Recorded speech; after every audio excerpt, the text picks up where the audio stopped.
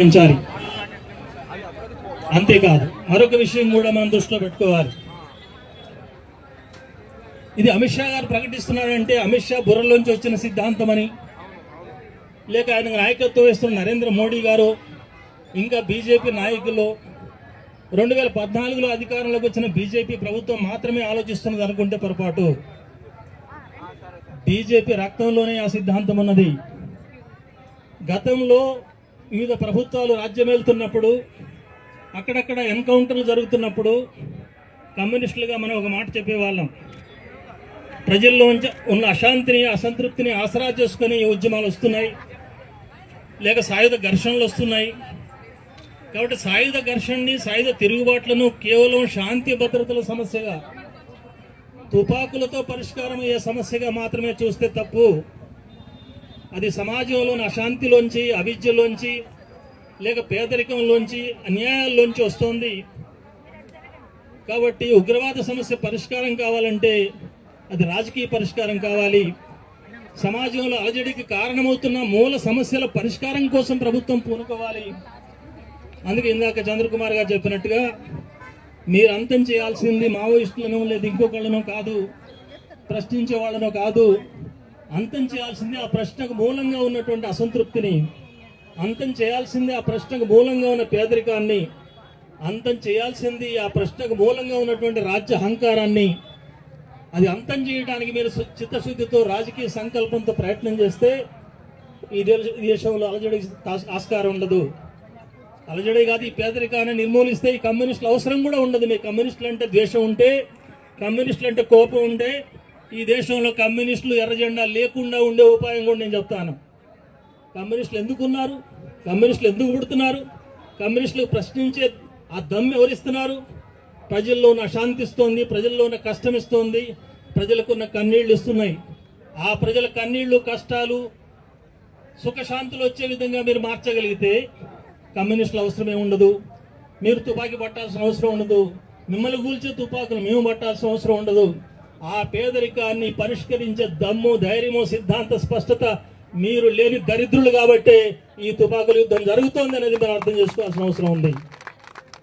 అందరూ చెప్తారు మేము పేదరికం నిర్మూలిస్తాం, భూములు పంచుతాం, మహిళలకు హక్కులు ఇస్తాం. ఆనాటి నుంచి ఈనాటి దాకా ఎన్ని ప్రభుత్వాలు చూసాం, ఎన్ని ఎన్నికలు చూసాం, ఎన్ని ఓట్లు ఎంచుకున్నారు, ఎంతమందికి ఎన్ని ఇచ్చారు, ఇప్పుడున్న ప్రభుత్వాలు ఎన్ని ఇస్తున్నాయి, ఇవన్నీ అందరికీ తెలుసు. కాబట్టి మూలం అక్కడున్నది. ఆ మూల సమస్యను పరిష్కారం చేయకుండా ఈ పై పరిష్కారాల కోసం తాత్కాలిక అణిచివేతలతోటి, బెదిరింపులతోటి, హత్యాకాండతో అణుచుదాం అనుకుంటే అరచేతిని అడ్డుపెట్టి సూర్యకాంతిని ఆపలేరు, తుపాకులను అడ్డుపెట్టి ఉద్యమాలను అణచలేరు అనేది స్పష్టంగా మనం అర్థం చేసుకోవాలి. కాబట్టి కేంద్ర ప్రభుత్వం యొక్క ఈ స్వభావాన్ని మనం అర్థం చేసుకోవాలి. దీన్ని తీవ్రంగా ప్రతిఘటించి తీరాలి పౌర సమాజం. నేను ఇంతకుముందే చెప్పినట్టుగా ఇంతకుముందు ప్రభుత్వాలకు ఇది శాంతి భద్రతల సమస్య కాదు, రాజకీయ సమస్య పరిష్కారం చేయాలని చెప్తున్నాం.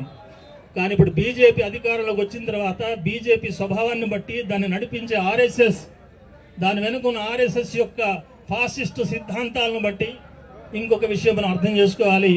అదేంటంటే ఇది రాజకీయ పరిష్కారం కాదు, సైద్ధాంతిక యుద్ధం కూడా జరగాలి బీజేపీతో. సైద్ధాంతికంగానే వాళ్ళ యొక్క దుర్మార్గమైన ప్రతిపాదనతో ముందుకు వస్తున్నారు.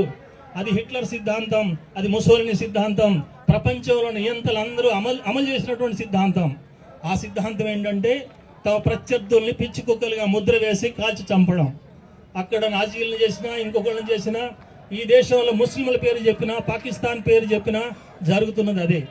ఒక శత్రువుని సృష్టించడం, ఆ శత్రువుని నిర్మూలించే పేరుతో సాధారణ ప్రజలను నిర్మూలించడం, ఇది బీజేపీ యొక్క ఎత్తుగడ.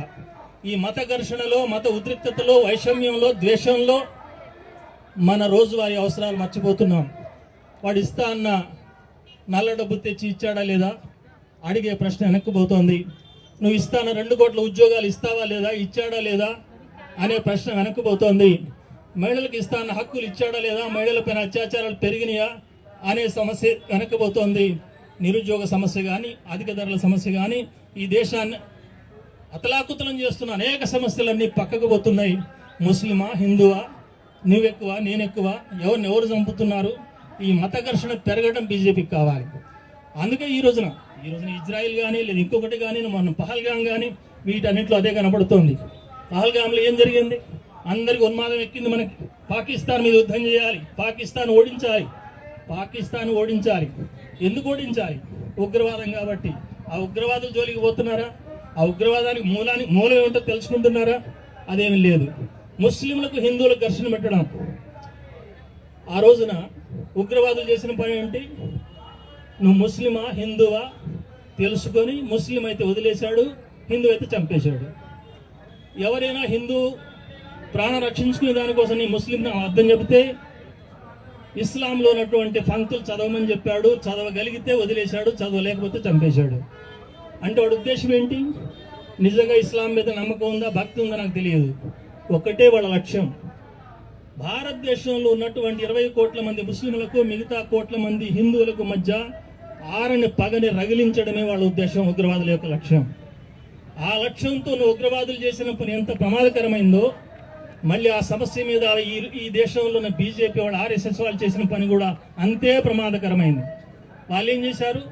దేశ ప్రజలు ఏ రకంగానైతే స్పందించారో ముస్లిం హిందూ అనే తేడా లేకుండా ఒక్క రీతిగా, కాశ్మీర్ ప్రజలు ఏ రకంగానైతే స్పందించారో ముస్లిం హిందూ అనే తేడా లేకుండా ఏక విధంగా, ఒకే విధంగా ఈ ఉగ్రవాదాన్ని ఎదుర్కోవాలని నినదించారు ప్రజలు. కానీ బీజేపీ వాళ్ళు ఏం చేశారు? ఉత్తరప్రదేశ్లో ఏం జరిగింది, బీహార్లో ఏం జరిగింది, అనేక పట్టణాల్లో ఏం జరిగింది?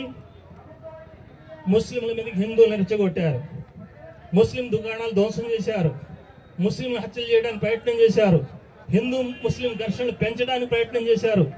ఇది బీజేపీ యొక్క నిజ స్వరూపం. అందుకే ఈ దేశంలో మత ఘర్షణ రెచ్చగొట్టడం, ప్రతిపక్షాన్ని అణిచివేయడం, ప్రశ్నించే వాళ్ళని నరికివేయడం, ఇది ఒక సిద్ధాంతంగా ఉంది. ఈ సిద్ధాంతం